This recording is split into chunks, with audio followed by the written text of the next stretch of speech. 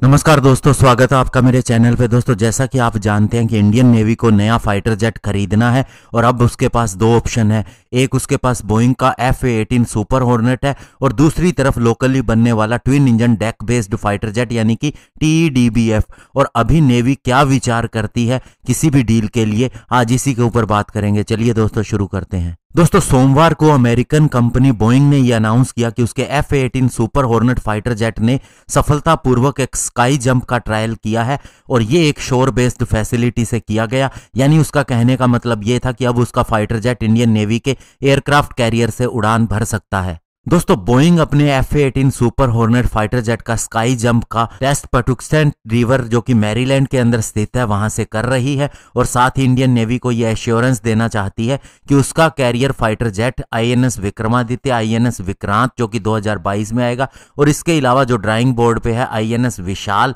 जो कि हमारा तीसरा एयरक्राफ्ट कैरियर हो सकता है, उससे आसानी से उड़ान भर सकता है। और इससे पहले नेवी ने अपनी एक टीम को भी उसके नेवल एयर स्टेशन में भेजना था, लेकिन कोविड-19 के चलते ये ट्रिप कैंसिल हो गया और हमारे INS विक्रमादित्य और INS विक्रांत स्पेशली डिजाइन किए गए हैं शॉर्ट टेक ऑफ और अरेस्टेड रिकवरी के लिए, जिसके अंदर फाइटर एयरक्राफ्ट एक स्काई जंप स्लोप से जंप लेता है यानी कि उड़ान भरता है और वापिस उसी फ्लाइट डेक के ऊपर वापिस आता है। वहीं ये US के फाइटर जेट स्पेशली डिजाइन किए गए हैं उसके एयरक्राफ्ट कैरियर से उड़ान भरने के लिए, जो कि दोस्तों catapult assisted take off arrested recovery system पर आधारित होते हैं, जिसके अंदर दोस्तों इन्हें गति मिलती है स्पेशली एक इलेक्ट्रोमैग्नेटिक कैटापुल्ट से हवा में उड़ान भरने के लिए। और अब बोइंग को ये कॉन्फिडेंस है चूंकि उसका fighter jet Indian aircraft carrier से उड़ान भर सकता है, तो ऐसे में जो उसे प्रोक्योरमेंट करनी है जिसके अंदर उसका कंपटीशन डसोल्ट के राफेल M के साथ में है, तो वह इस कंपटीशन को जीत सकती है। लेकिन दोस्तों, इसका मतलब ये नहीं है कि बोइंग इस कंपटीशन को जीत जाएगा, क्योंकि दोस्तों इसी मंथ के शुरुआत के अंदर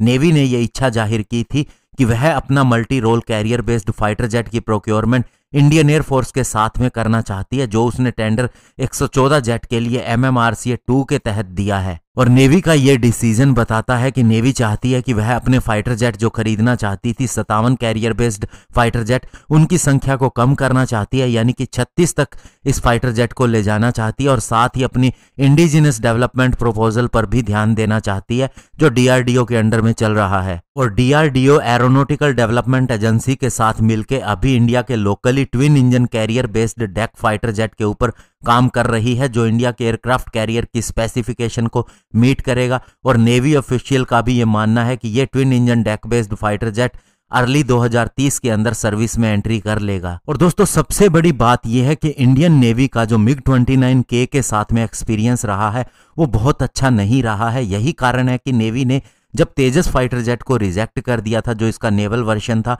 बाद में उसके ऊपर दोबारा से काम किया और उसको सफल कर लिया। और दोस्तों, इंडिया उस कुछ एक चुनिंदा देशों के अंदर शामिल हो गया जिनके पास ये कैपेबिलिटी है कि जो फाइटर जेट छोटे डेक से उड़ान भर के और वहीं पर टेक ऑफ भी कर सकता है। और यही नहीं, इसकी सफलता इतनी ज्यादा है कि अब नेवी ने जो अमेरिकन नेवी को एक ट्रेनर एयरक्राफ्ट चाहिए और उसके लिए जो उसने टेंडर जारी किया है उसके अंदर अपना एक फाइटर एयरक्राफ्ट पेश कर दिया, यानी कि उसका कॉन्फिडेंस बहुत ही ज्यादा है और twin engine deck based fighter jet को लेके वो पूरी तरह से कॉन्फिडेंट है। ऐसे में दोस्तों हम ये नहीं कह सकते कि FA-18 सिलेक्ट होगा, ये कन्फर्म ही है। और दूसरा, जब उसे MMRCA से जोड़ दिया जाता है तो उसके बाद दोस्तों बहुत सी चीजें तय करेगी कि इंडियन एयरफोर्स किस डील के लिए जाती है या किस फाइटर जेट को सिलेक्ट करती है। तो ऐसे में दोस्तों, अगर एयरफोर्स की बात करें तो चांसेस ज्यादा है कि वह राफेल फाइटर जेट के साथ में जाएगी, क्योंकि दोस्तों उससे हमें एक इंजन की टेक्नोलॉजी की भी बात चल रही है, वो भी ऑफर हो सकती है। और साथ ही दोस्तों, राफेल फाइटर जेट के लिए हमने इंफ्रास्ट्रक्चर भी बना लिया है